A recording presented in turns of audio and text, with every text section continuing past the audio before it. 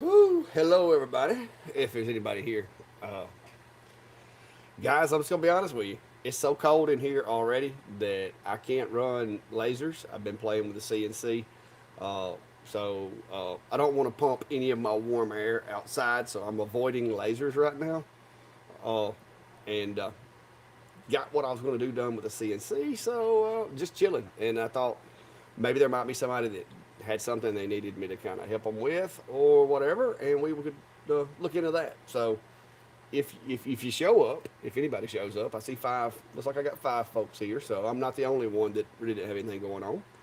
But if anybody shows up, we can, whatever y'all got, y'all bring the content tonight, guys, because I am literally just chilling. It is down to 57 degrees in here.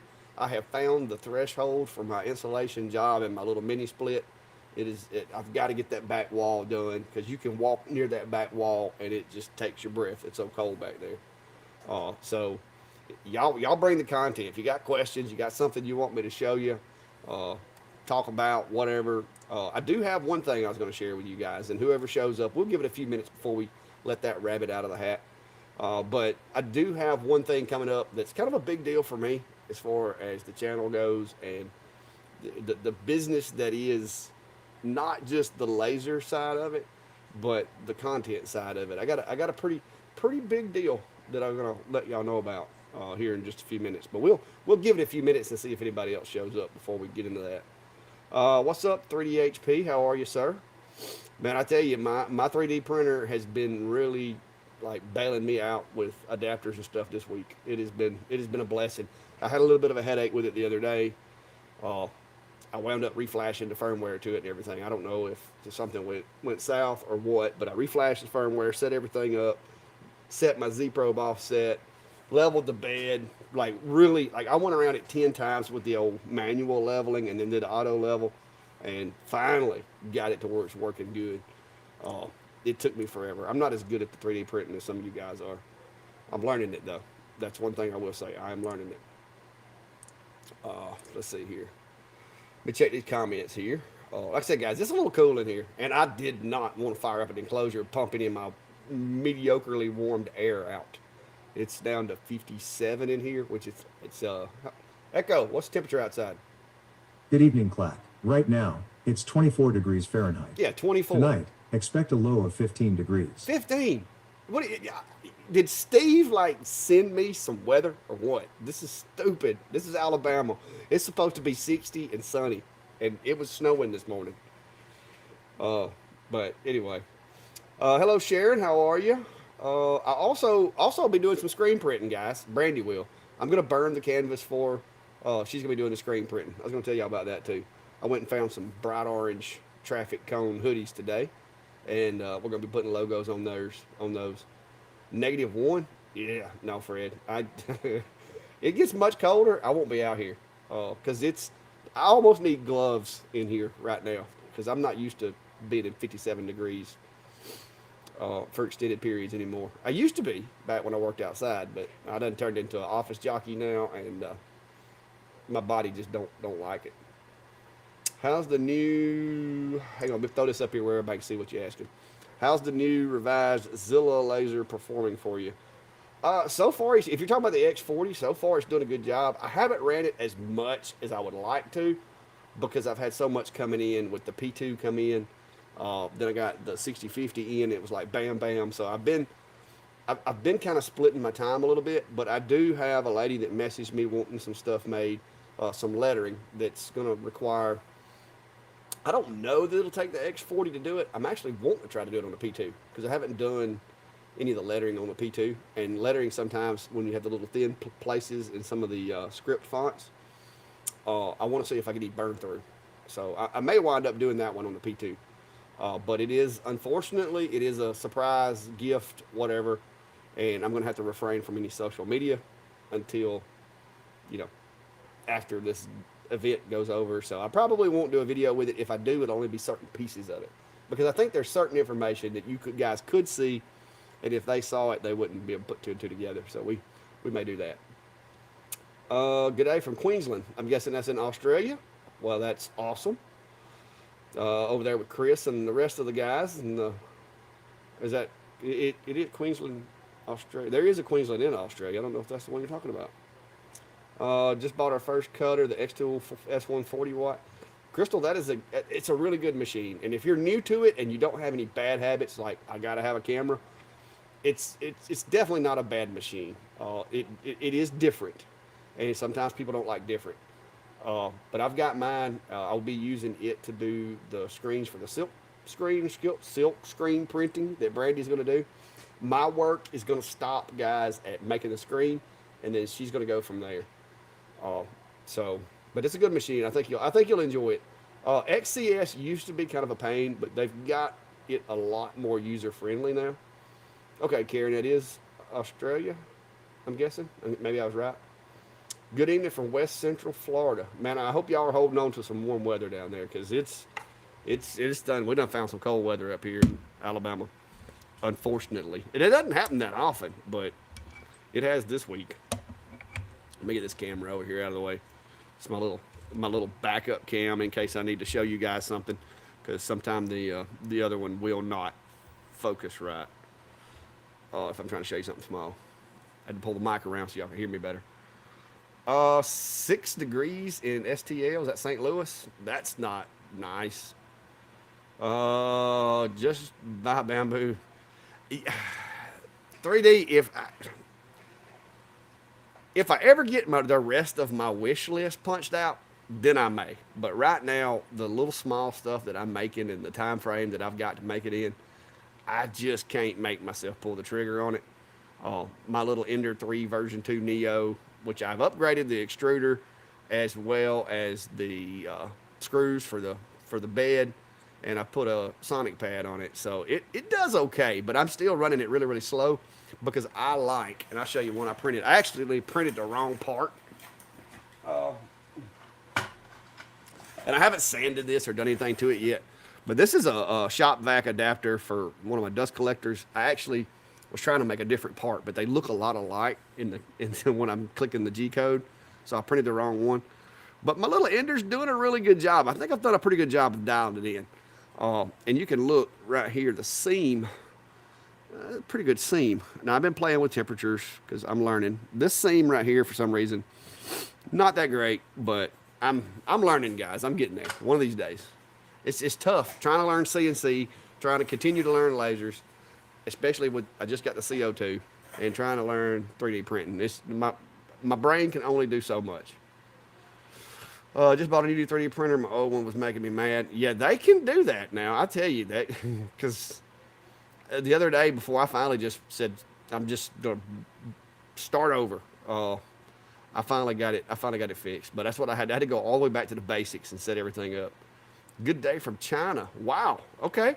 Hey, make sure you get. Hey guys. Okay. By the way, there's links in the YouTube video, and I know Steve's not here, but we're still all members of the Laser Engraver community, and we have our Laser Engraver community page on Facebook, and we have a map that you can go to the page, or you can go to the links that's in the description of my YouTube video, and click that link and just pick a location close to you. You don't have to put the pin on top of your house, but just put your name in there and about where you are. You can put like the city seat, or Walmart or Home Depot or whatever's address. I don't care what you put in there, but it just gives us an idea of geographically where everybody's located that watches the channel, because that's pretty cool. And it's also something that may come into play later on if we ever do any time changes as far as when we do stuff. If we have a heavy viewership, say in England or something like that, then we could try to shift the times. It's not a whole lot we can do for you guys in Australia unless we're up in the middle of the night, but there might be some way we can adapt things to try to make it fit better later on. So check that link out if you got time, and add that. Yeah, Karen, it's usually Chris is drinking his coffee when we start our lives at 7. He's getting up in the morning drinking his coffee.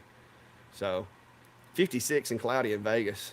Yeah, I mean, it's 57 out here, and it's hoodie weather for sure.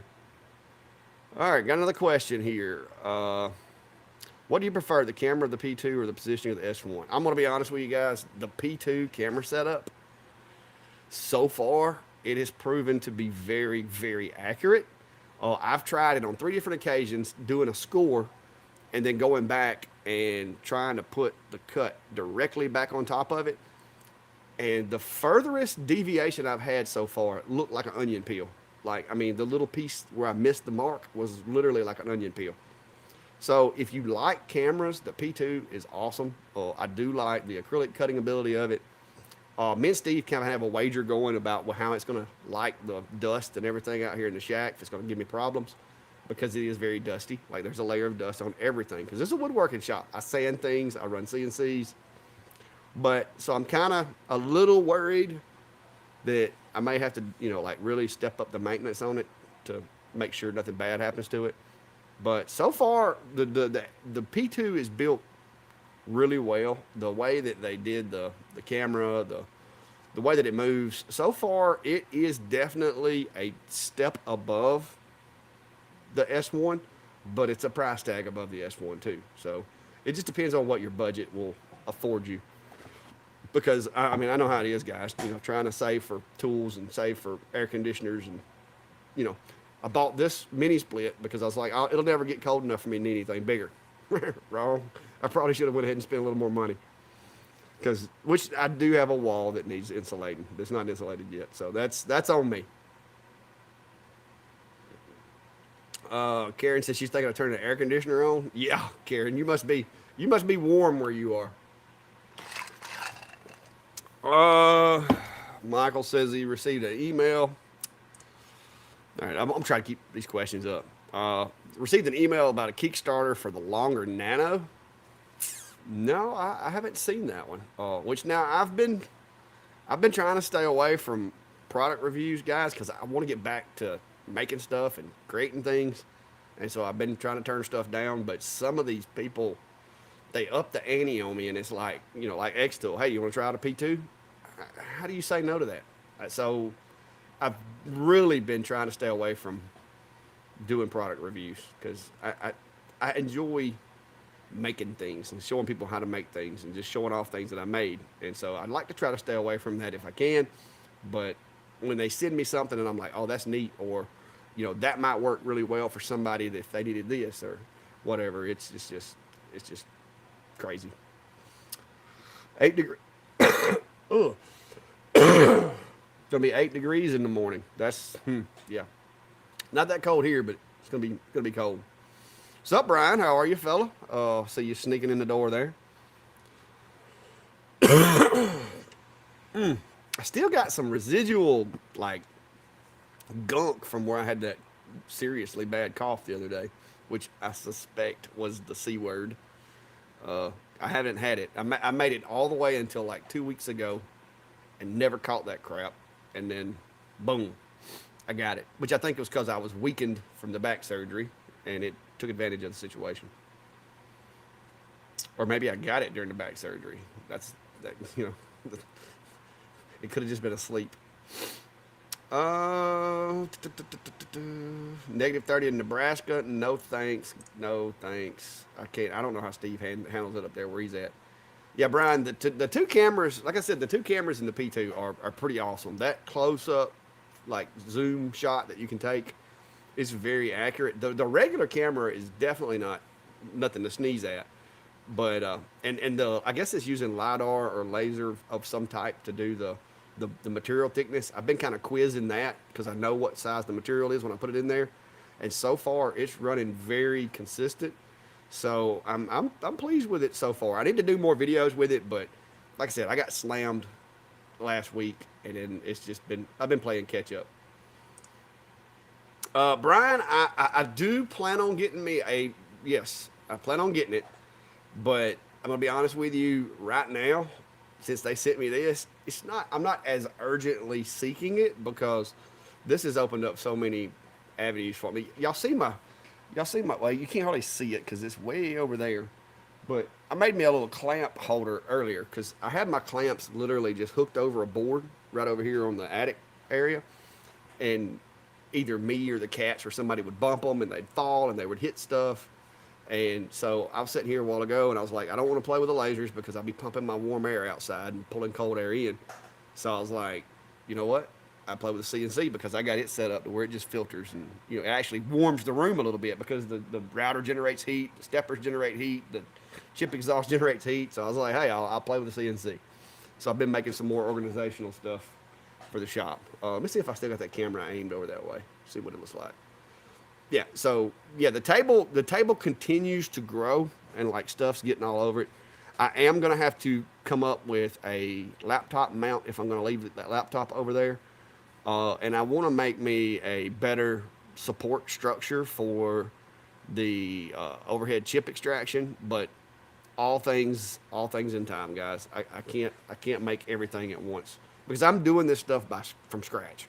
Like I just measured those clamps and figured out how wide I needed, and I basically have a piece of plywood and it has a notch cut in it, and then there's a recess that's big enough for the head of the clamp to fall down in once it gets over in there, and got me a little piece of scrap 2x4 and throwed it up there, and it works real well. The DeWalt holders that I made, those things, awesome.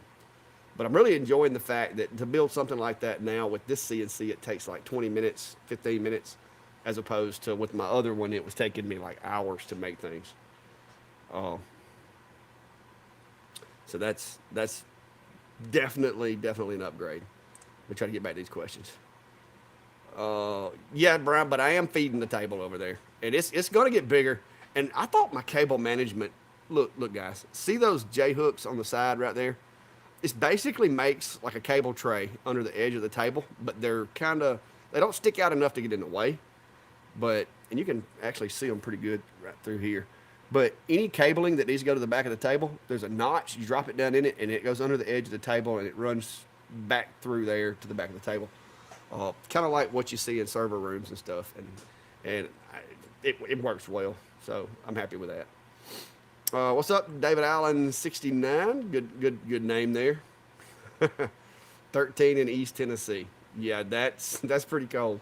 Which it's supposed to get a little cooler in Tennessee. It's not supposed to get down to 15 here. That's just not the way it works. 6 inches of snow. I'm good. Do you have any behind the scenes videos of your setup to do lives? I mean, not really. I mean, I've showed it to y'all before. Hang on, I can flip this little guy here around and give you a tour. Hang on, let me flip you over to the Logitech. All right, so this is like my little workstation, and there's my computer, headphones, all that kind of stuff. And let me take this loose. So I got like my mic charger up there, surveillance cameras, of course. I got them everywhere. And then, of course, lasers. I got a few of those. I moved some of them out of here. I got a nephew that's an engineering student that needed them for projects. But yeah, that's pretty much. And then you see the dust. Look at the dust. You can see where I've been tied. And I usually clean this stuff ever so often. But yeah, that's kind of what it looks like. So a lot of technology. I will say it has been a long road as far as I've had to purchase cameras. I've had to purchase all the stuff for being able to stream. Because when I first started doing this, guys, I was literally being asked questions on Facebook, and I would answer the questions and people didn't understand me. And so I started doing videos and showing people, and then it just snowballed from there. So,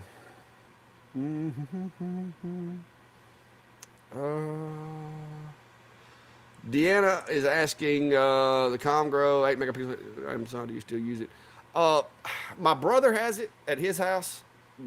He has my Comgrow Z1, and because he used to help me over here do stuff, and he wanted a machine. So my brother actually has my entire Comgrow setup. He has the Comgrow Air Assist, the Z1, the camera, the enclosure, the whole 9 yards. It still works. It's still being used. But since I've started using these board cameras and got a 3D printer and figured out how to take a laser and make boxes to mount them, they're my go-to.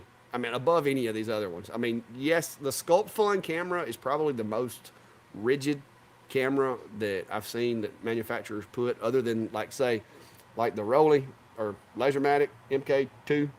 The way it's mounted in the enclosure, that's great because it can't move. But as far as open frame machines, your best bet is to either build it into an enclosure or mount your camera to something that cannot move, whether it's the top of the enclosure or whatever. A lot of the cameras are great cameras. The where I find I have problems with them is the rigidity, and they tend to move and twist, and you just can't. The cameras aren't 100% accurate all the time, but sometimes the mount is what causes a lot of the inaccuracies. Because metal twists when it gets hot, it twists when it gets cold.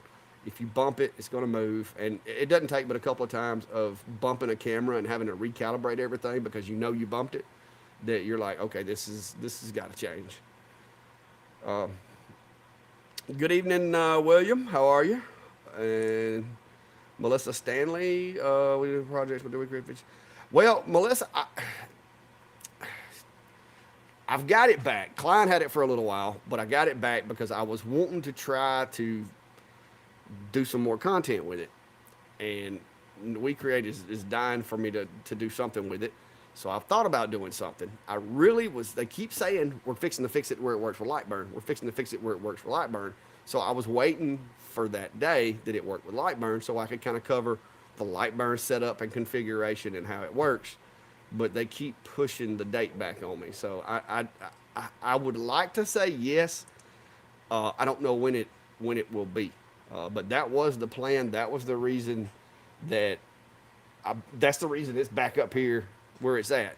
Klein had it at his house, and because I taught Klein how to use lasers on Lightburn, he was really struggling trying to do anything. Because if you're used to Lightburn, it's kind of like if you've always your entire life carried a Swiss Army knife in your pocket, and you've always had that Swiss Army knife. You could just go in your pocket, and you have scissors, a toothpick, a fingernail file, a knife. If you had always carried a Swiss Army knife in your pocket, and all of a sudden you were just carrying like an old timer, there's features. I mean, yes, an old timer is still a pocket knife. It still does things, but there's things that it can't do. And that's kind of where I feel with the software that We Create uses is it's good for some jobs. If you're just importing a file or doing an image or just doing simple cuts, it works. It works fine. But I'm so used to being able to do more complex things and using Lightburn that I feel like I've got an old timer instead of my Swiss Army knife, and it just irritates me. So, and Klein got the feeling that way, and he's like, dude, I like the machine, but I'm spoilt on Lightburn, and I catch myself not using it because I can't use Lightburn with it, and that's kind of where I'm at. So, nothing bad about the machine, and if you're brand new to lasers and you've never used Lightburn, hey, I mean, enjoy it. It's fun. It makes projects easy. I will say that. But it has limitations for somebody like myself that's used to being able to do everything that I do with lasers. Patricia, thank you. Yeah, Patricia's saying hit the like button, guys. So if you don't mind, I try not to beat you guys up with that, but realistically, as far as the channel goes, and if people want to call me a content creator, which I'm just a dude with some tools, but I guess I am kind of, it does help. So yeah. Board on YouTube. That's a heck of a handle. But yeah, I do got a lot of videos on Lightburn. I don't lean heavily into the Lightburn tutorial stuff a lot because like Rich, I mean, he's a friend. Rich has some really good content on that kind of thing. But sometimes people ask me for certain things, and I do content to show what that is. Yes, Brian, I have and it's running right now to try to circulate some air in hopes that in hopes that it'll warm up a little bit in here. Where's it at? There it is, right there. Yeah, and it's got a little rag on the front of it so that I know when the filter gets stopped up. When that little rag quits waving at me, it's time to change the filter. But yeah, that's my little dust extractor right there. But and so I don't know if y'all can hear it running or not, but I run it a lot because it stays dusty in here.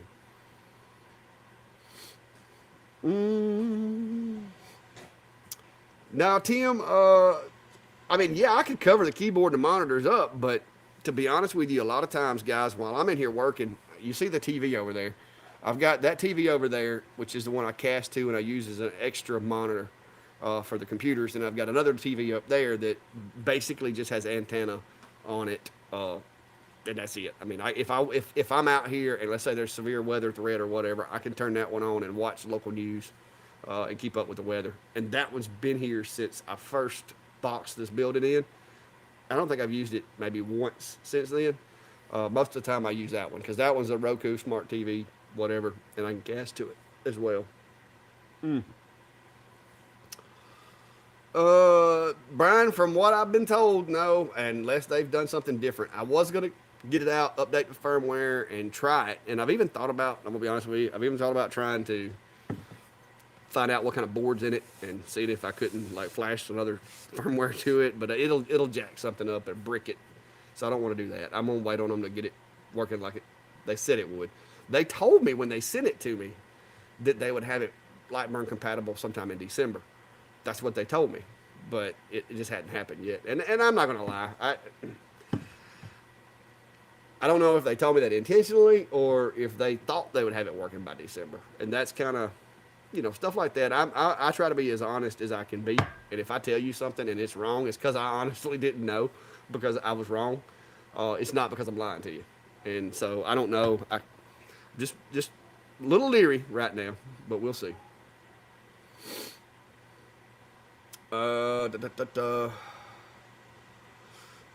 Yeah, Mark.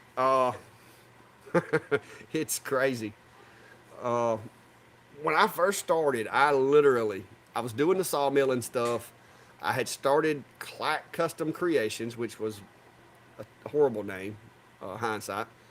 And I had started a Facebook page and was basically just making stuff. Like I'd mill a log, make something with it, and put it on Facebook, and people would be like, "Hey, I'd really like that. How much for that?" And so I just started selling stuff, and then I got the D1 to basically just add a little customization to stuff, and then people started asking me about my D1 setup and how did you do this and how did you do that. And so I started doing videos, and then, wow, boom, now we're sitting just under 23,000 subscribers, which is insane for some redneck guy in his poorly insulated shop in the middle of Alabama.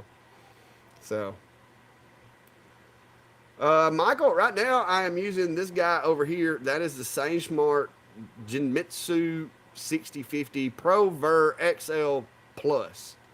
And don't ask me why they put all that on the name. Just call it a 6050. It's a 6050. I mean, why we got to call it? But it works really well for what it is. The work area is not great, but it's a 600 by 500. But the thing is built like a tank.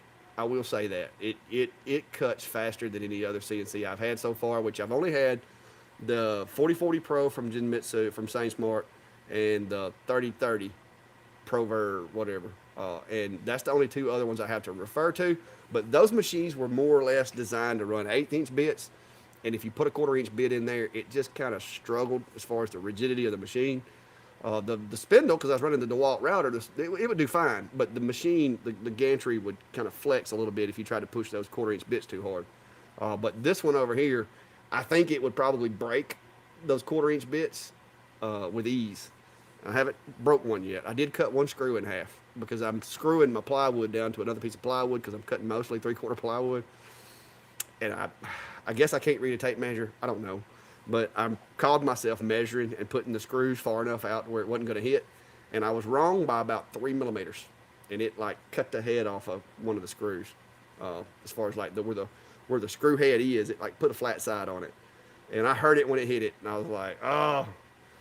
But so I got to have another 1/4 inch down cut bit because that one's got a little, it's still cutting. I cut my clamp thing out with it, but it's singing real bad now. Like you can tell it's not sharp as it was. Michael. Well, right now I was using easel, but because I do plan to get the Shapeco eventually, I decided to go to V-Carve because V-Carve to me is more like Lightburn, so I got a lot more of those tools.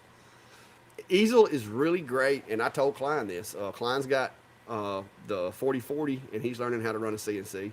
And I told him, if you want to just make CNC projects that you download, that you buy, or just simple stuff, Easel's great for that because it's basically kind of like XCS was, which has gotten a lot better, or the WeCreate software. It's made for people who really don't know a whole lot about them, and it makes it easier. So to kind of get your feet in the water and kind of get the love of it, I don't think easel's a bad deal. But when you start doing really impressive, like complex designs and being able to, take squares and circles and put them together and make things, V-carve is where it's at.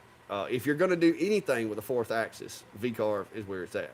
So I've migrated up to V-carve now. I have this computer over here is running Candle. So all it does is basically I've created a shared drive space on that machine that I can see from this machine. So I design the file here. Once I get the file designed, I save the G code to that machine on a drive that's on the machine, and then I just go over there, open Candle, open the file, and send the G code. And the reason I'm doing that is because that's the way the bigger CNCs are going to work, and I'm just trying to learn it that way and get accustomed to it before I get to that point. So let me try to catch up on these comments here. Well, I'm not too far out. Chris is here. Hey, how are you, Chris? Good day, sir.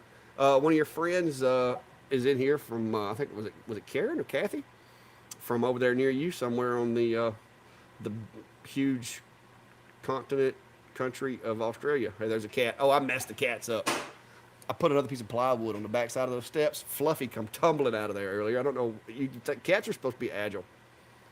I see Callie not having a problem with it. Oh, wait a minute. Hang on. What's this? I'm getting you are getting recommended to our CNC laser guys from a couple of Discord groups. One from, sweet. I'm guessing that wasn't from, I don't even know his name now. That was just from the groups. Well, that's cool. One of these days, guys, maybe one of these days, I can play in the big leagues. 731 Woodworks is massive woodworking channel. If you're not familiar with him, I watch a lot of his videos. He's actually one of the videos that I watched when I was doing my research on CNCs. He has the 4x2 Shapeco Pro 5, and he had a Shapeco, I think it was a double XL before he got it. And so I've kind of watched his videos to see what kind of feedback he gave. And I like the looks of it, and I like the company. They were the only company, to be honest with you.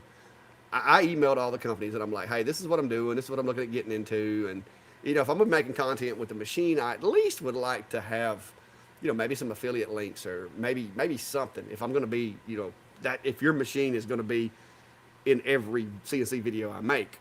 And every other company was just basically, I got the blow off, and the only one that didn't do that was the folks over at Shapeco. And he actually emailed me back personally, the guy that does their videos and stuff, and was like, yeah, I'd be glad to work with you on it, blah, blah, blah. And so I just felt a little more welcomed. and so it's a good machine. I was kind of wanting the xCarve, but guys, that thing's just expensive. It's just too expensive. Looking at a router table, not interested in buying one. Do you have any suggestions? Mark, I cheated and bought mine. Get the camera right here where you can see it. If I can turn this camera without ripping the cord out of the back of it. I messed around and bought mine. And the reason I did, I don't know if you can see that Bosch router table. And I actually have the large Bosch router in it now. I had the smaller one in there. But the reason I bought it, to be honest with you, is when I went looking for a router table, they had a DeWalt and they had the Bosch. And I was really leaning toward the DeWalt. But the little guy that was working the park section is like, yeah, this one was a scratch and dent. Somebody brought it back because it had this scratch on the back of it. So if you want this one, I'll let you have it for half price. And he had me at half price. So I wound up with a Bosch rather than a DeWalt, but it works. My plan is, guys, and I don't know if y'all can see this. Hang on. You see that big piece of plywood right there in those 2x4s? The plan is, you see, that's the table I just built. The plan is those 2x4s and that piece of plywood are going to make me a new table for that stuff to go on, because that is literally a desk that was being thrown away to the dump that I rescued, and it is crowded and I need something better.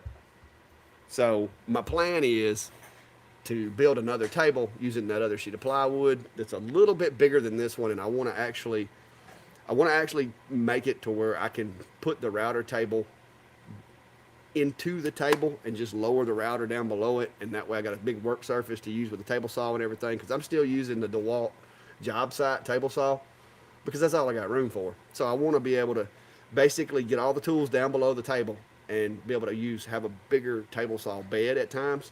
So I'm going to try to draw it up in CAD, and even if I have to cut it in small pieces, I want to be able to CNC me a spot for the router table to kind of protrude up through it and stuff like that. And that's going to be a whole week's worth of work, I'm sure.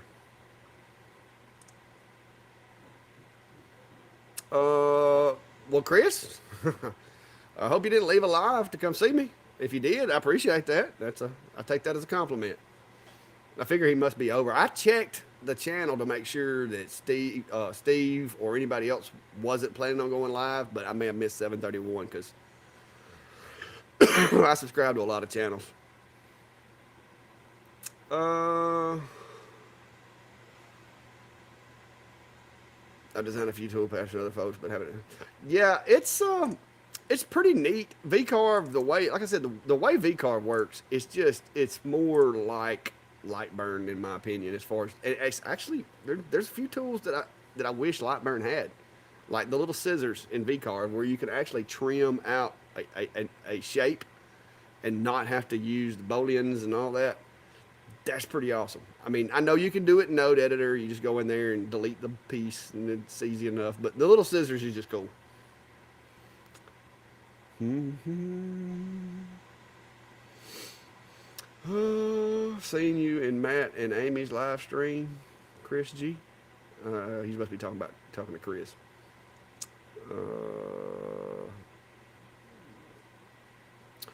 Knots. He's using his old handle. What's up, Mark? How are you, sir? Staying warm? I'm not. It's 55.9 in here now. It's dropping, guys. It won't be much longer. My feet ever start getting cold, I'm done. I'm going in the house.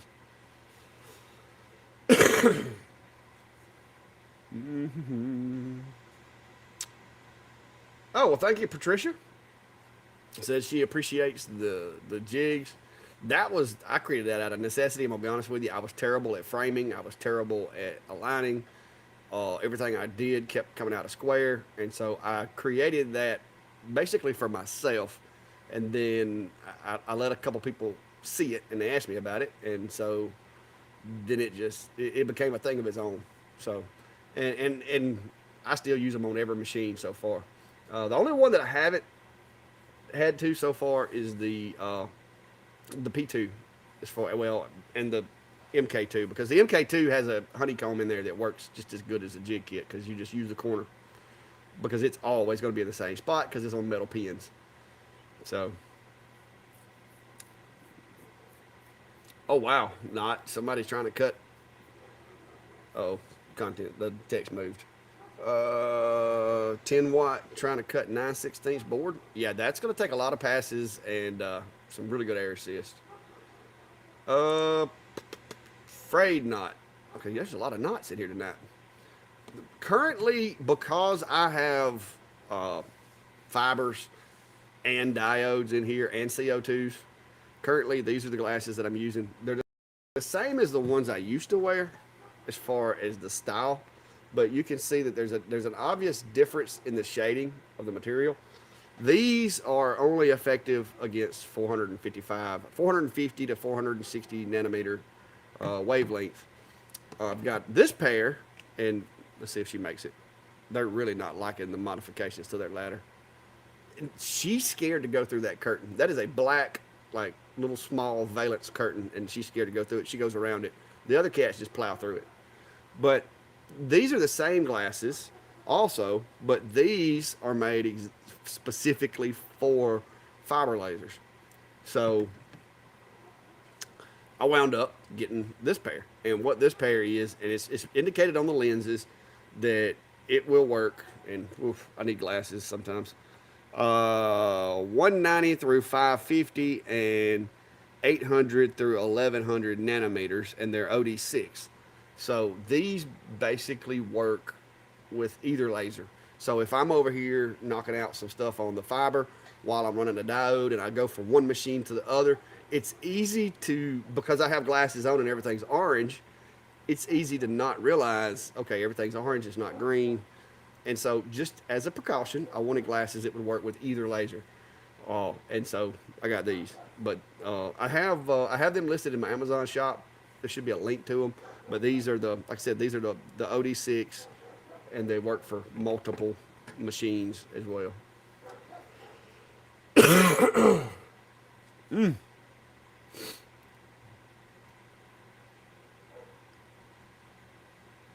Oh, okay. So is it Tuesday? Well, is today Today is Tuesday. Okay. I lost track of the days. School got delayed. Kids were out of school. I was off Monday. Uh, let's see. Had an enclosure question, Michael says. Just built one, and I'm curious on how you make registration marks to ensure the frame doesn't shift. Michael, I don't use registration marks per se. My frame cannot shift. I use my jig kits to basically, when I put the machine in the enclosure, I set it in there, I check it with a square, make sure the machine, especially with the bigger, large frame machines, check it with a square, make sure everything is square on the machine. Like, just check all four corners, everything's square. And I use my jig kits. I put the feet of the machine in the jig kits, slide it to where I want it to be, and put screws in it. So basically, the legs are sitting in that 5 millimeter, 4.5 to 5 millimeter material, and the legs can't move. They're captured. They're held in place by the legs of the jig kit, and that also allows me to use my jigs and know that my jig is in the same place every single time, as well as the machine. Neither one of them can move, because if your machine moves, guys, it's going to mess up your camera calibration as well. So not only do you have a risk of the machine twisting if it's a longer machine, but every time that it does move, your camera calibration is going to get messed up. Also, with the longer machines, if you let it get too far out of square, the gantry as it moves is going to start binding a little bit, and it'll start losing steps. So that's how I've got mine set up. And this is EnclosureZilla, and you can see right here is where my jig kit is. Now, it's hard to see because the drag chain's on top of it, and that camera is way too dark or too bright. Give me just a second. Let me see if I can fix that camera for just a minute here. Configure the video, and why is it so bright?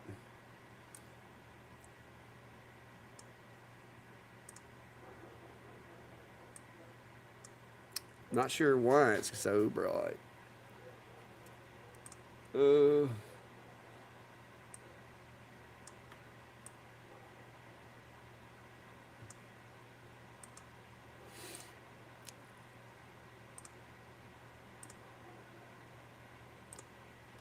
Okay, well, now that's a little better.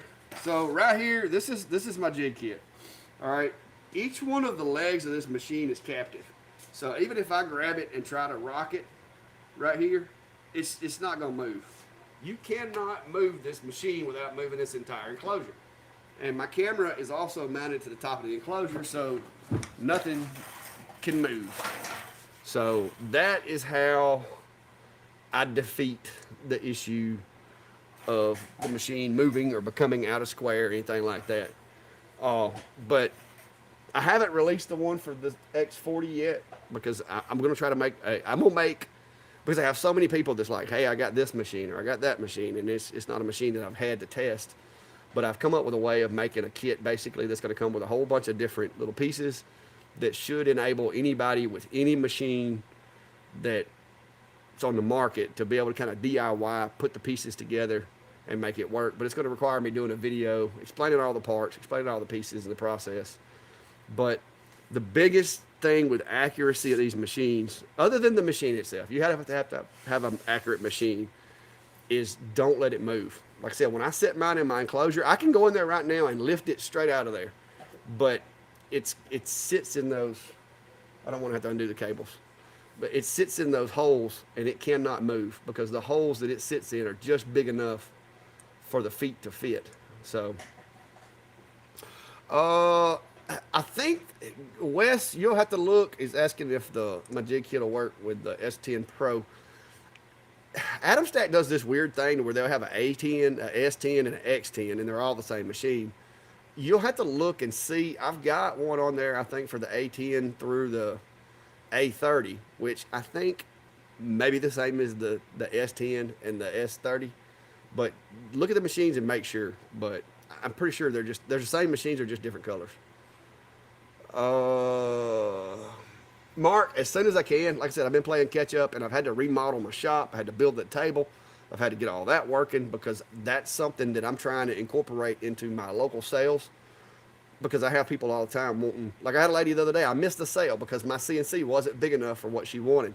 She wanted a sign, and she wanted it to be, what was it, 22 inches, I think it was.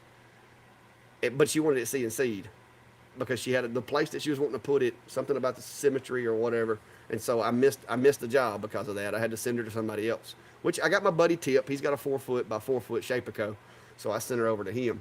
But I don't like not being able to do a lot of this stuff. So that's why I've been concentrating on getting this up and going so that I can up my game with it, sell some stuff locally, and maybe even make some files for some of you guys that, just want the file to keep having to go through the trouble of making it.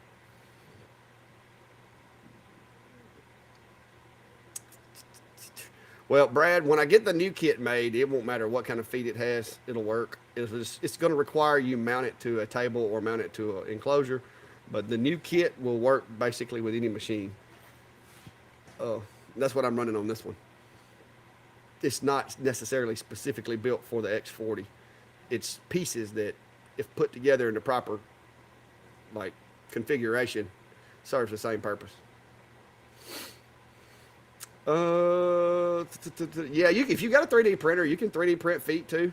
I do most of the time. I do them for laser files because if you have that laser, then you should be able to cut them out. And that's why most of my stuff, the files that you buy, whatever it is, if it's for the xTool S1, the file is going to be shaped and sized to the point to where you can cut it with the xTool S1. If it's for a smaller machine, the file, I have to shrink it, cut it into pieces, whatever, so that you can actually cut it with the machine. Yeah, I don't know why that camera's so bright. I'll look at it later. But I had it adjusted the other day, and my Elgato did that too. I turned it on the other day and was going to call Steve or call Klein one, and it was just like white. So, Fred, there will be more. This week, yeah, I would be running it tonight. I'm going to be honest with you. I had a job I was going to start on tonight, and it was going to be some text, and I thought about doing a video, like a live, building the file and sending it to the machine tonight, but it's too cold to be blowing my warm air outside tonight, and I don't want to not exhaust it and be trying to sit in here either.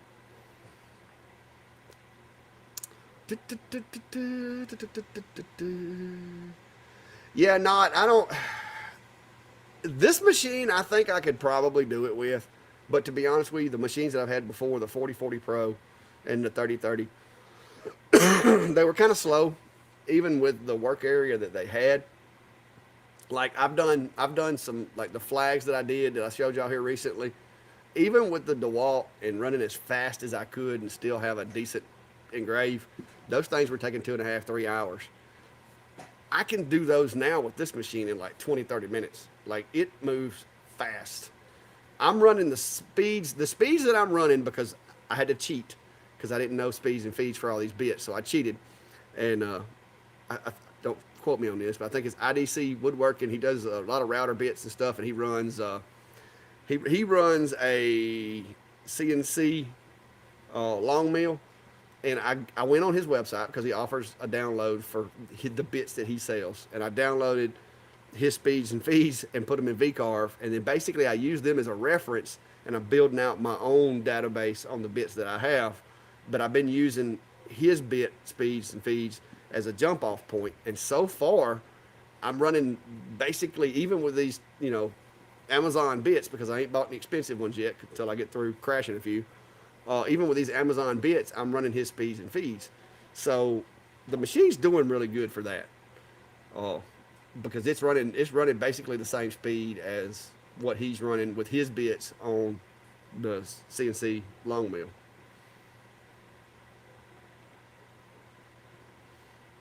Yeah, yeah, that's kind of where I'm at, Dwayne. Now, as far as flattening slabs, my table is on rollers, so I can roll it out if I need to. Let's say I need to flatten an 8 foot slab, and I've got floor jacks that are rollers that I can use. I keep them put up most of the time, but I do have roller jacks that I could use to be able to set the slab up there, slide it into CNC, lock it down, do a little bit, slide it, lock it down. I could do that. Now I don't know how the results would turn out, but yeah, I do plan on using it for that as well because y'all know I got a sawmill and I have lots of little pieces of wood that I could do some cool stuff with, but I've just never had the tools to do it. And the thicker materials, doing it with a laser, trying to cut it and everything, just wasn't something. Yeah, I hear you. I hear you, Brian. I hear you.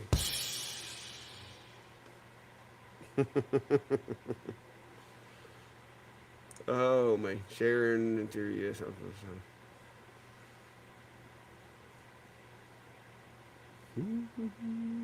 I missed something there.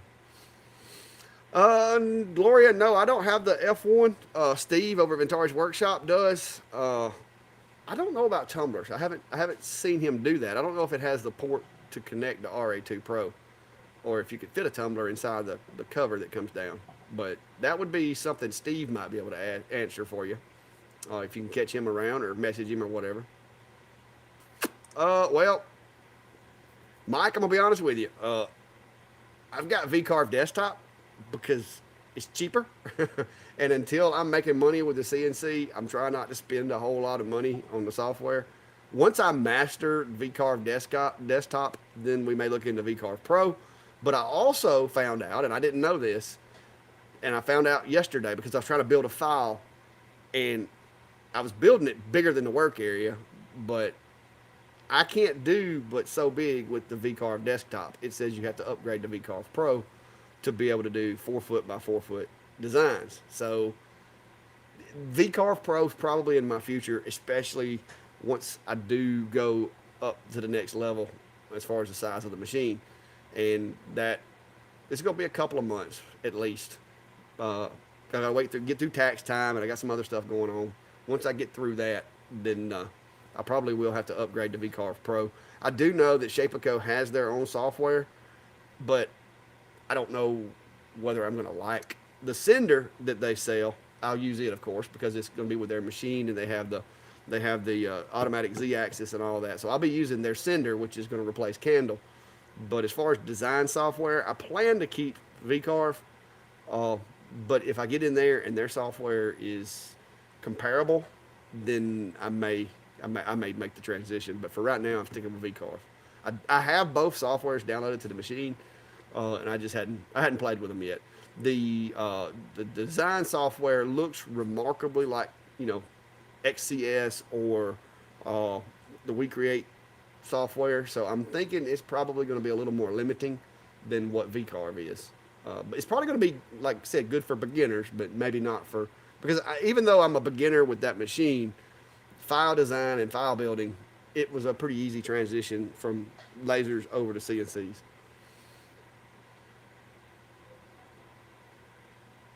Okay, so Crafting with Gene says yes, you can use the RA2.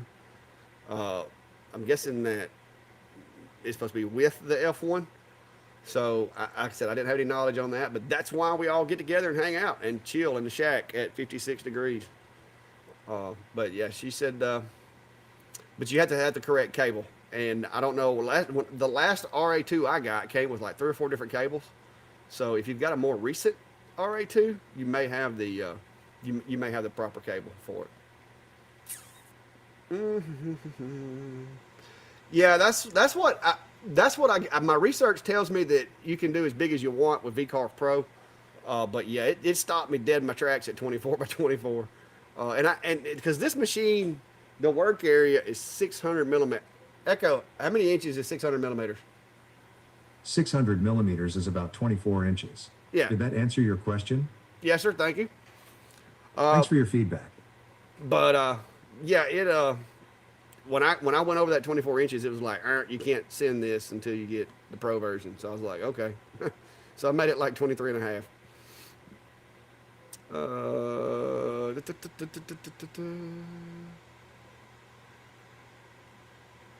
All right, let's see what we got here. Did you use a Lightburn or were there other softwares that you paid to graphics and fonts? Not since I've started doing this. I use Adobe, uh, Adobe Suite, and the reason that I've had Adobe and I already had it was because I do.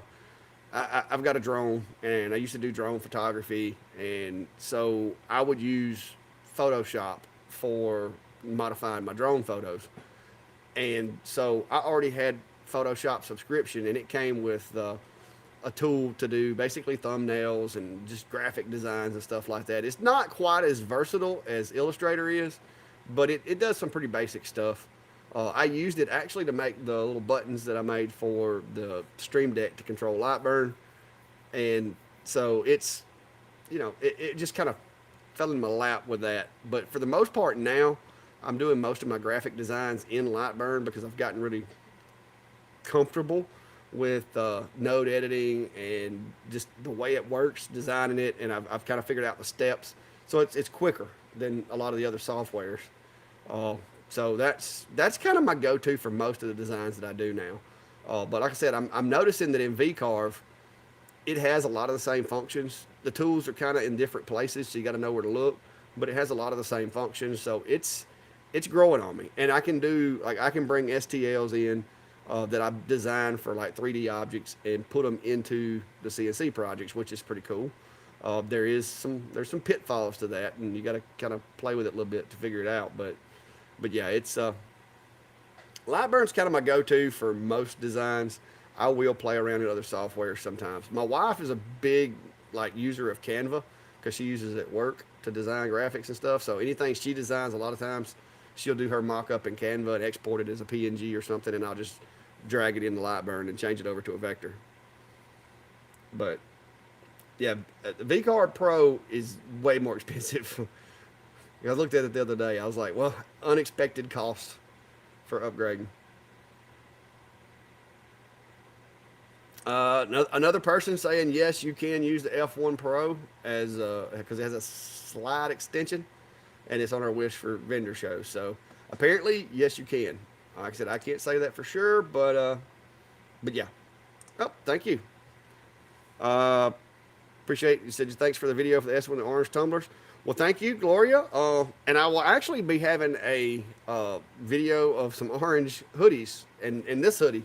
This is my Carhartt hoodie, but I usually never wear my Carhartt stuff because I buy through Spring. I buy my Clack Shack shirts through Spring.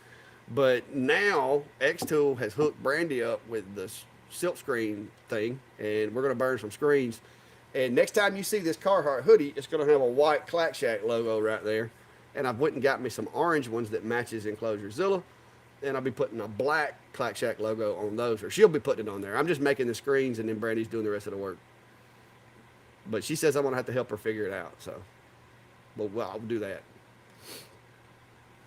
Okay, so Dwayne said I don't have to pay full price. I can just pay for the upgrade. That's good to know. That'll save me a little bit of money because it does hurt because right now I have easel and VCarve, and I was like, I got to pick one to let go because I got hit with renewals, and my checking account was not set up to be taking a $600 hit from 2 renewals back to back, and it almost caused problems for me.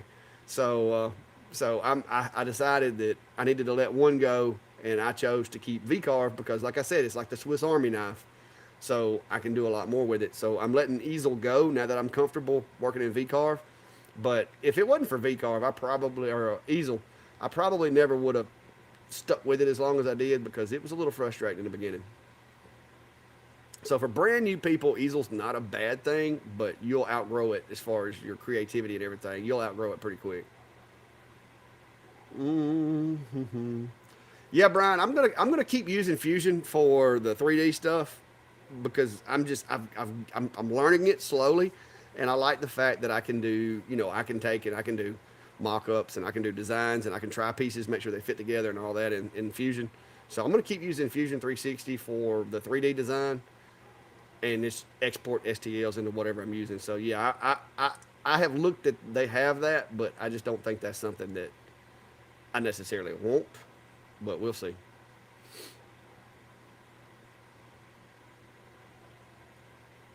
Mm, not it's pretty easy in in Lightburn. Just use the trace function.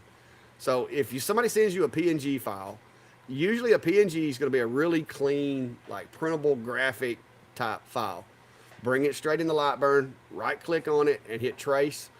And if it's a well designed PNG, typically you'll get nice clean lines. Shouldn't be any fuzzies or pixelation or anything like that on it. So that's pretty simple. Just bring it in, right click, trace. Pretty much any PNG or uh, any type of graphic file. Now, if it's a photo, a little more complex. But if it's a straight up PNG with no background, or even if it has a background, the trace function works really well. Yeah, Brian, she's not going to give me a raise. I'm just trying to keep her from taking my wood, my wood, my money. So I was trying to read comments. Oh, that sounded bad. Oh, shoot. Oh, that came out totally wrong. But live, live from the Clack Shack. Yeah, that came out wrong. I was reading somebody's comment about woodcraft, and wood came out. That's not how that was supposed to sound. Just go on and add that one to the blooper reel, guys. Ricardo. Ricardo said he recommend learning CNC from IDC Woodcraft. Has excellent bits, and IMO has the best training videos using VCarve. I've learned so much. Yeah, I've watched some of their videos. Like I said, he's very knowledgeable. I'll tell you that. I watched some of his videos the other day when I was trying to figure out some basic stuff in VCarve. Like I said, but one day when I learn how to do it, I might do VCarve videos too. We'll see.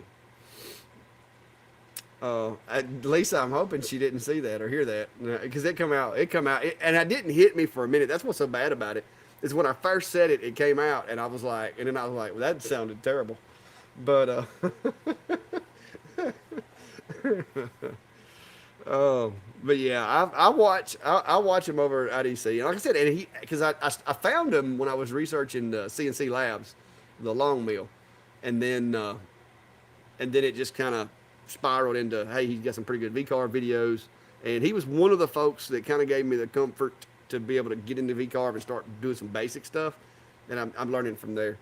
Yeah, I found Mark as well in my ventures of trying to learn VCarve. Yeah, Paul, that was not intentional. That was a misstep because I'm trying to read comments and talk at the same time, and my eyes saw a word and it come out my mouth. That's just, oh Lord. And then I realized how that sounded when you look back at it, and I was just like, that was terrible. But yeah, it's fun. Like I said, the CNC was something that when I first, like I said, my original Clack Shack sign that's out front, I did with a router, like by hand, and made it. And I told Brandy the other day, I was like, that should have been a premonition to what was to come, because I wound up getting lasers, and now I'm trying to get into the CNC stuff. And I mean, it should have clicked in my head when I did that. I need to just go ahead and break down and get a CNC and a laser. Yeah. Yeah, that was unintentional entertainment. But anyway, guys, I will tell y'all this, and I put a link down in the description. But for any of you guys that are in Georgia or anywhere near Atlanta, I'll be taking a road trip, and they're having an event, and Steve actually found the event. I don't know if Steve's going to be able to make it with me. I did reserve rooms today, and I got a 2-bed motel room just in case Steve can make it down. Because it was either a king-size bed or 2 queens, and let's face it, guys, I don't need anything bigger than queen. So there's an event coming up that's going to be Workbench Con, and it's basically folks that do what me and Steve do with woodworking, making things. Chris from A Glimpse Inside, which is one of Steve's friends that he's been knowing for a while. He's going to be one of the speakers there. There's a bunch of other people going to be there to, like basically teaching classes and showing off some stuff. There's going to be some vendors there, uh, maybe some representatives from some of the companies, and so the plan is at the end of February. I think it's the 29th through the 3rd. I'll be in Atlanta at that event. So if you're in the area uh, during that time, and if I'm there or if me and Steve both are there or whatever, I want to try to set up a time that we could like maybe just go to a restaurant or something, sit down, have a hang out for a little while, eat some supper or whatever, just have a little meet and greet, kind of an informal thing. I don't want to be standing somewhere behind behind a building just like shaking hands all day, but just to meet up and hang out. The last time I went out of town, I actually ran into a couple people on the street that recognized the channel. And so I kind of felt bad that I was actually in the area and it was people that would, they wouldn't have minded driving over and, meeting up and having a meal together or whatever. So if you're in Atlanta during that week, then, let me know. I'm going to try to set a date up if anybody's over there interested, and we'll just have a little meet and greet kind of, but maybe just more like a go out to the Ruby Tuesdays or somewhere like that, just hang out for a little while. But yeah, so that's gonna, like I said, that's gonna be an experience. It'll be my very first any kind of conference like that, and so it's kind of cool because I'm gonna get to meet, like I said, people that have been doing YouTube for a long time, anywhere from 450,000 subscribers down to channels smaller than me. So we'll see how that goes. I want to go learn some things, see where I'm doing wrong because I know I'm doing wrong on stuff. And just make some contacts. Maybe DeWalt will be there and they'll be like, hey, we're going to pay you back pay on all these videos you've done with our tools. But I doubt that'll happen. It's going to be the 29th through the 3rd, February 29th through March the 3rd. And I've already paid for the ticket to get in, and I've already paid for my room, so I can't back out because that was a pretty good little lick. And so I'm definitely gonna go unless Lord's not willing and I wind up getting struck down or sick or something bad happens. So, but yeah, if you're over that way, like I said, I will post something on my site letting you guys know. And if you're going to be in the area, let me know. I don't want to just go like, sit at Ruby Tuesdays at a table by myself like I'm waiting on a date that stood me up. But, if you're going to be over there and y'all want to like meet up somewhere and get some supper or hang out, I'm going to be by myself. The rest of the family is going to be here. So if Steve doesn't show up, it's just going to be me. So after all the stuff is over with, then we can just go, hang out and see what's going on. The DeWalt guy said, "Clock who?" I don't doubt that. Yeah, I doubt it. I don't doubt that at all. They don't know who I am, but I don't care. I still like most of their tools. Guys, it is dropping in here quick, and I ain't even running a laser. Need to turn the CNC back on. I think it did warm it up in here for a little while. What's up, Scooby? How are you? But anyway, guys, I put a link to the event down in the description before we started the live. So if you are interested in that, like I said, I think it's pretty sure it was called Workbench Con. Yes, make sure I didn't get that right because sometimes my words get backwards. But it's for makers and content creators. I guess people who make videos and make things. So it seems like it's right down mine and Steve's alley. So I'm hoping it's gonna be fun. Maybe get to meet some new people, learn some stuff, and get to listen to some of the folks that's been doing it for a long time. Give some advice or something. And like I said, I'll be in another state and might be close to some of you guys. So, well, guys, it's been an hour and 9 minutes, and I told you guys that if my toes got cold, I'd have to go inside, and I'm starting to feel a little coolness down in my boots. So it's not going to be much longer. So if you're having a question or a problem, throw that down there now. And if you hadn't, guys, just smash the thumbs up, please. Uh, Brian, I don't really plan on that. Raffling off a bed in the motel room could be risky. There could be risk associated with that. Uh, I feel comfortable with Steve, uh, but I don't know. If Steve doesn't make it, I'm gonna try to get Brandy to come over and hang out with me a little bit. But she's got some stuff going on too, so we don't know how that's gonna work out. But if Steve can't make it, I'm gonna try to get her to come over at least for a couple of the days. She might not be able to make it on the Thursday night or Friday night, whatever it is. But I'm gonna try to get her to come over some after that. But I'm waiting to find out what Steve's situation is going to be before we determine on that or not. Well, have a good one, Miss Sharon. Good to see you. But yeah, guys, I've cleared up a little bit more space and got a little more organized. Hopefully this week, I don't know about this week. This week's going to be cold. And if it's too cold in here, I'm not running lasers because they pump all my good air out. And it'll get really cold. Ricardo, I'm still using, he's asking about software for the videos. I'm still using Adobe. Like I said, I had a subscription. I used it to do my drone videos and stuff with. And I do Adobe Premiere Rush. I think is it Premiere Rush or Premiere Express? Adobe Premiere Rush. Yes, that's exactly what it's called. I'm making sure I didn't get my softwares mixed up. But I've been using that since I found out I had it. I didn't even know I had it. I used to use my iPad and use the iMovie. And then I realized that I got Premiere Rush with my Adobe Photoshop subscription. And so I started using it. Yeah, Brian, it's only a 3-hour drive. I'm gonna, and that's what, if Steve can catch a flight and get a ticket and come down, then my plan is to drive over, go grab him from the airport, and then, go to the conference then. But if he can't, then, like I said, I'm just going to be solo.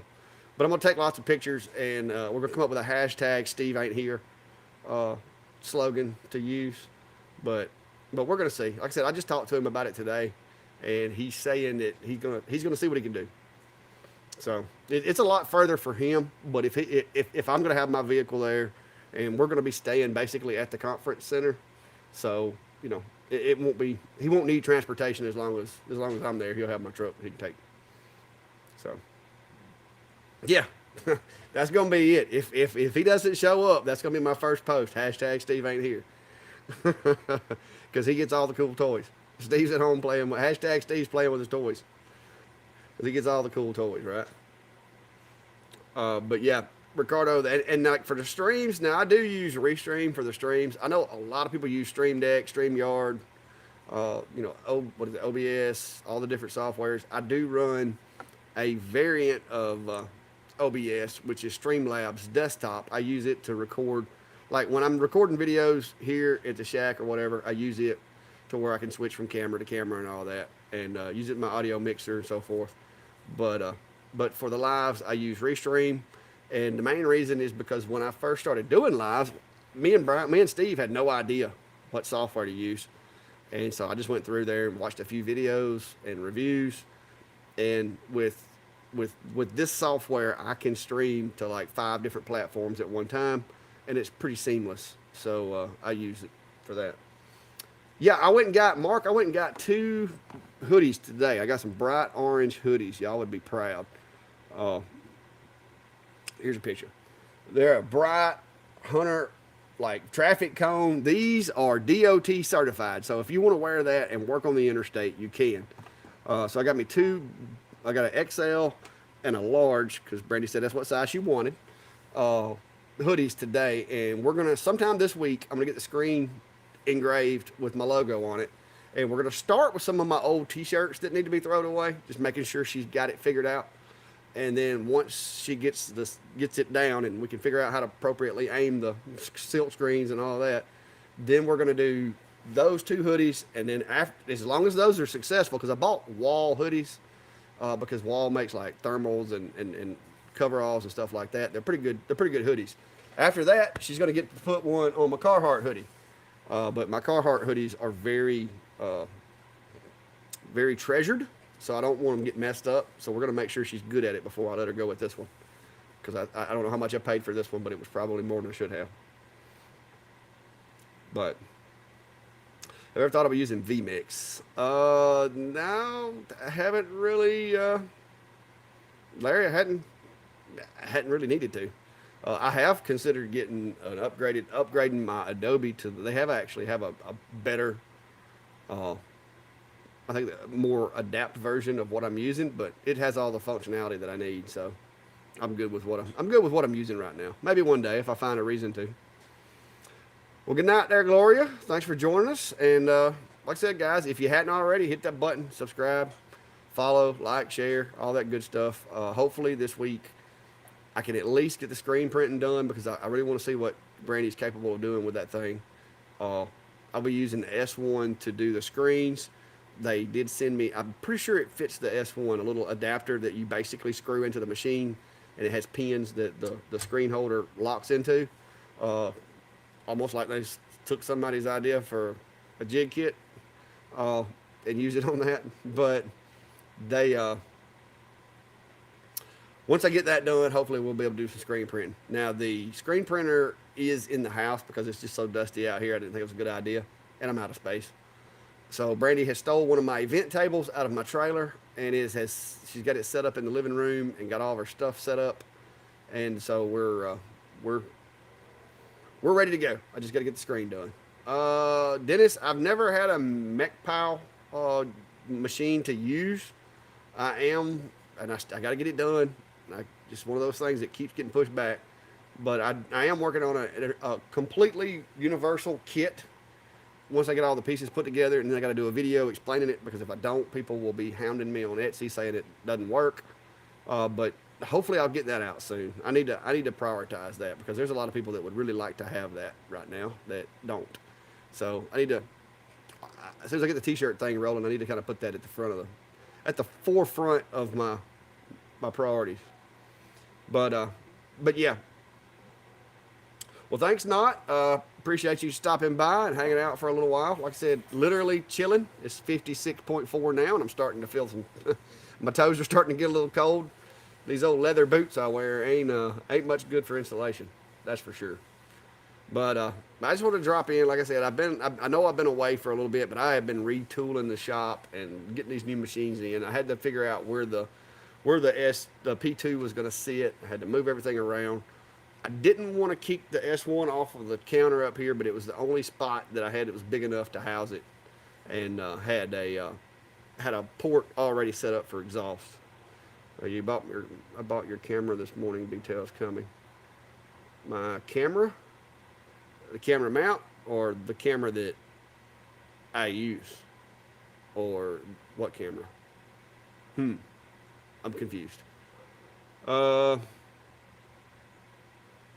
Yeah, Dwayne, I plan on doing a video with it. I know Steve has done one already, but I kind of want to, because I'm using his as my go-by, and he used the settings that they recommended.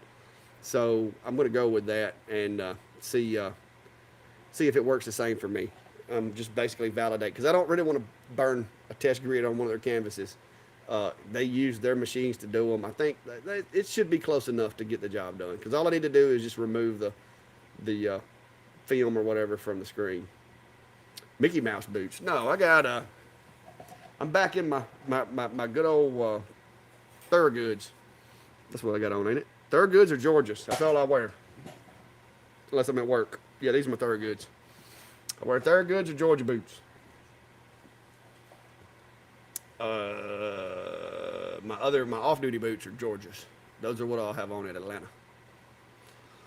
But yeah, well, have a good one. Enjoyed it. Like I said, guys, if y'all want to, Dwayne, that'll be Ray's first video on the channel. She doesn't know she's started. Now, it won't be her first, Chris. She's been in a couple of videos. It's not like a full length. She's not going to do all the talking, but she's going to do more than what she's planning on doing. She just don't know it yet. But yeah, y'all have a good night. Like I said, if anybody has any questions, feel free to email me, shoot me a text, shoot me a message on Facebook. If you hadn't already, go check out the Facebook page, Lightburn Camera, and I will be buying downloads. Oh, okay, cool. Yeah, the little 3D printed, the 3D printed one is cool. The laser printed one works. With the laser printed one that I did, depending on how you mount it, I use a toothpick to kind of hold everything together on mine. I drilled a hole and put a toothpick in it to keep from gluing it until I could access it. But yeah. If you do the screen print video, I'll feel obligated to buy one. Well, here's the thing.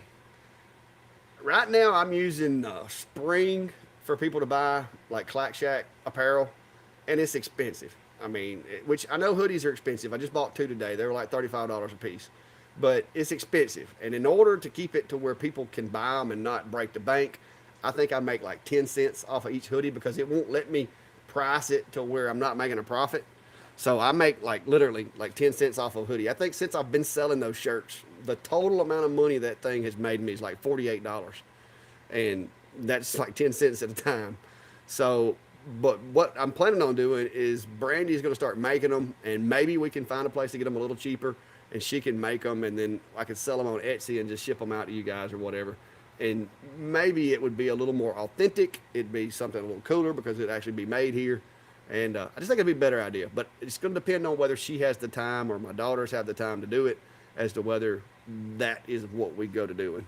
But for now, it's a thought. Yeah, Deanna, and that's what me and Brandy was talking about. I would probably have to buy like a truckload to get better pricing, but I mean, I'm not against it. It may take me 10 years to sell them all, but I'm not against it. But anyway, like I said, I'll let y'all guys know what's coming up, and yeah, I'm the same way. That's what I'm waiting to see how it holds up myself. Which I'm gonna be honest with you, the ones that I've been getting from Spring, with this high efficiency washer and dryer that my wife has, some of them are holding up better than others, but some of them's not holding up as well as I would have liked. So, you know, if the quality of what she generates is better than Spring, I think it's a win. But bunker branding from Texas. Okay, we'll look at that, I guess. But if you hadn't already, check out those pages. And if you're not on the map, especially the guy from China or lady from China, y'all go drop a pin on where you are on the map. Link should be in the description of the video down below. And like I said, I'm going to go in the house and warm my feet, or either taking like, I don't know, put my cold feet on Brandy. She hates that. When I come in from out here, sometimes my feet are a little cold. And so if I go in there and mess with her, she doesn't like cold feet. So, well, Patricia, hello from Fultondale. Been through there several times. Actually spent some time up at the Sheriff's Academy that's right outside of Fultondale, some training. But anyway, y'all have a good one, guys. Message me if you got questions or concerns, comments, or whatever. And don't forget, Atlanta at Workbench Con. If you're in the area, hit me up, and maybe we can like have like a little group go out and hit some Waffle House or something, depending on whether you're from Alabama. If you're from Alabama, Waffle House is like, that's like a real good sit-down restaurant, especially at like 2 in the morning. Y'all have a good one. Stay safe and be careful. Appreciate you hanging out with me.